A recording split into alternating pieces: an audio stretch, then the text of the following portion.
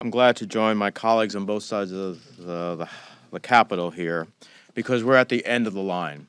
It looks as though the Republicans may be giving up on our last chance to bring 11 million people out of the shadows, our last chance to make sure that there are no second-class citizens in America, the last chance to do what is right for America, for the economy, and for the future of our country, and the last chance for the Republicans to be on the right side of history.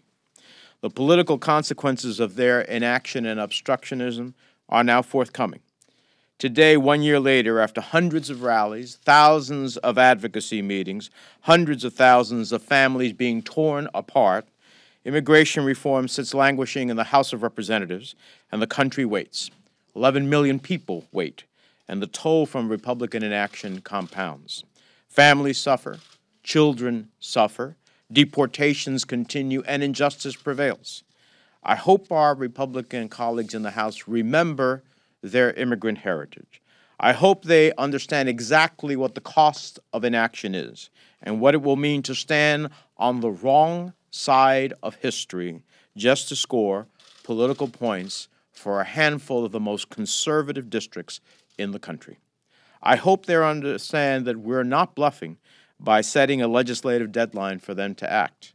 By killing immigration reform, they're turning their backs on their own immigrant heritage, on the agriculture community, on the business community, law enforcement, the religious community, very broadly represented, on the high-tech community in Silicon Valley, and most importantly, on their own base who have begged to fix our nation's broken immigration system. They're simply on the wrong side of common sense and political realism. And the worst of it is, because of Republican inaction, even those of us who are U.S. citizens sometimes are detained in raids based on the color of their skin. Hundreds of thousands have been deported despite having U.S. citizen children. They are not criminals. They are hardworking families trying to make ends meet.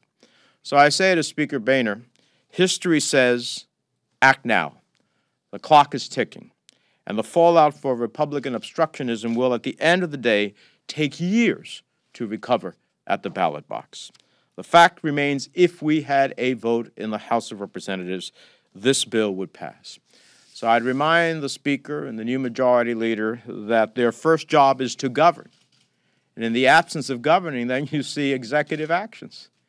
If he believes at all that the business of government is people, if he believes that responsibility of leadership is that he should move the history to action and stand with us on the right side of history, then I think he will be rewarded. People are suffering. 11 million are living in the shadows. Families are being separated. The clock is ticking, and history is not on your side, but the lives of millions are in your hands.